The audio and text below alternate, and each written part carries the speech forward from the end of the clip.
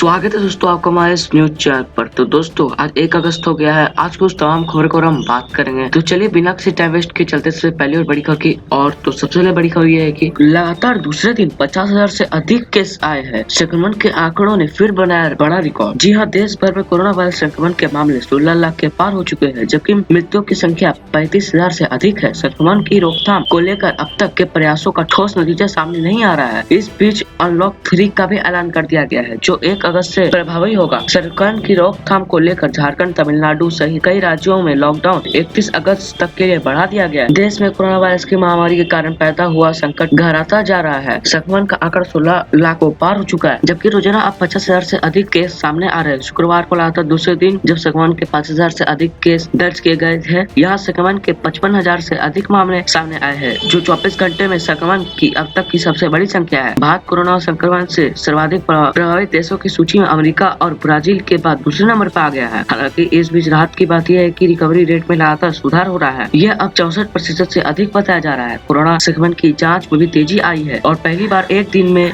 Record 6 lakh से अधिक नमूनों की जांच की गई है। चलिए इसके साथ बढ़ते अपने अगली और बड़ी खबर की और तो अगली खबर यह है कि उत्तराखंड चमेली में मिट्टी के ढेर की तरह ढह गया पहाड़। पिथौरागढ़ में पानी की धार के साथ बह गया विधायक। उत्तराखंड के कई इलाकों में इन दिनों भारी बारिश हो रही है। राज्य में कई जगह से भूस्खलन और बादल फटने की घटनाएं भी सामने आ रही है। देहरादून, चमोली, हरिद्वार, रुद्रप्रयाग, पौड़ी जिलों में 31 जुलाई और 1 अगस्त को भारी बारिश की चेतावनी जारी की गई है। इस बीच चमोली जिले में भूस्खलन हुआ है, जिसके कारण यहाँ लोग कई मुश्किलों का सामना करना पड़ रहा है। भूस्खलन की यह घटना चमोली जिले बाजपुर में गुरुवार को बद्रीनाथ राष्ट्रीय राजमार्ग पर हुई। भारी बारिश के बाद यहाँ भूस्खलन की घटना हुई, जिसका वीडियो भी सामने आया है। इसमें नजर आ रहा है कि किस तरह पहाड़ का एक हिस्सा मिट्टी के किसी ढेर की तरह ढह गया है। घटना के वक्त वहाँ कुछ लोग भी नजर आए हैं, हालांकि ये घटना स्थल से दूर नजर आते हैं। चलिए साथ बढ़ते अपने अगली बड़ी खबर की और तो अगली खबर है कि तुर्की बना भारत विरोधी गतिविधियों का केंद्र। रिपोर्ट में दावा केरल कश्मीर में मुहैया कराया जा रहा है फंड। जी हाँ, पाकिस्तान के बाद तुर्की के भारत विरोधियों गतिविधियों का बड़ा केंद्र बनकर उभरने की रिपोर्ट सामने आ रही है। बताया जा रहा है कि तुर्की के कई संगठन कश्मीर और केरल में ऐसी गतिविधियों को प्रश्रय एवं प्रोत्साहन दे रहे हैं और उसके लिए फंडिंग भी मुहैया करा रहे हैं। इन संगठनों को तुर्की के रेसेप ताइप एर्दोगान सरकार का समर्थन हासिल है। तुर्की पहले ही जम्मू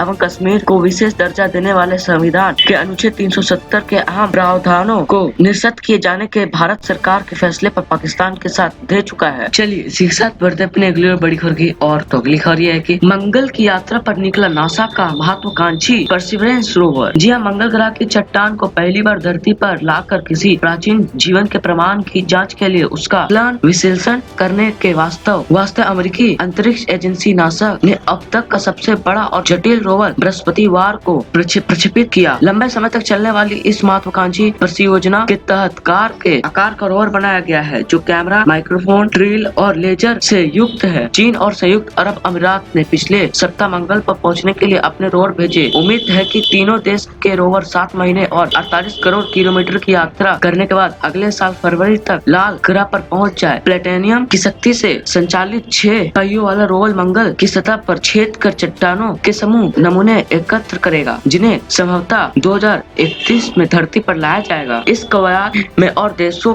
के शामिल होने की भी उम्मीद है। रोवर की कुल लागत 8 अरब अमेरिकी डॉलर बताई जा रही है। इस अभियान से मंगल पर जीवन के प्रमाण खोजने के अलावा लाल ग्रह के बारे में बहुत सी जानकारी प्राप्त होगी, जिसे 2030 के दशक तक मानव अभियान के लिए मार्ग प्रशस्त होने की उम्मीद है। यान के प्रक्षेपण से कुछ देर पहले नासा के प्रशासक जिम ब्रेनस्टीन ने कहा, हमें इस रोवर यानी कि रोवर का नाम परसिवरेंस किसी कारण से रखा है, क्योंकि मंगल पर जाना बहुत कठिन है। चलिए इसी के साथ बढ़ते अपने अगली बड़ी खबर की और तो अगली खबर यह है कि सचिन तेंदुलकर ने राफेल के आगमन पर भारतीय वायुसेना को इस तरह दी बधाई। भारतीय वायुसेना और मजबूत हो चुकी है और देश के हर दुश्मन को करार जवाब देने के लिए सेना के पास अब एक ऐसा जेट मौजूद है जो दुनिया के सर्वश्रेष्ठ लड़ाकू विमानों में गुना आता है। देश की तमाम हस्तियों ने दुश्मनों के काल राफेल जेट के भारतीय जमीन पर उतरने पर भारतीय वायुसेना को बधाई दी और इस फहरिस्त में क्रिकेट के मैदान पर विरोधी गेंदबाज की धज्जियां उड़ाने वाले पूर्व महान बल्लेबाज सचिन तेंदुलकर नाम भी शामिल है। महान बल्लेबाज सचिन तेंदुलकर ने गुरुवार को राफेल जेट को शामिल कर भारतीय वायुसेना को बधाई दी है और कहा कि इस देश के रक्षा बलों के लिए बड़ी बात है। सचिन तेंदुलकर ने कहा कि भारतीय एयरफोर्स को अपने बेड़े में राफेल जेट जोड़ने पर बधाई। यह हमारी डिफेंस फोर्स के लिए बड़ी बात है, जो बिना थके आसमान में हमारे देश की रक्षा कर रही है। उनके अपडेट के लिए बड़ा कदम है। तो दोस्तों आज के लिए बस इतना ही। अगर आप सच्चे भारत दिल से वीडियो को लाइक कीजिए, अपने दोस्तों के साथ शेयर कीजिए ताकि उन्हें महत्वपूर्ण जानकारी मिल सके। और दोस्तों अगर आपको हमारे साथ ऐसे बने रहना है तो हमारे साथ सब्सक्राइब करना ना भूले और बेल आइकन ना दबाना भूले ताकि आप लेटेस्ट खबरों से जुड़ रहे। धन्यवाद।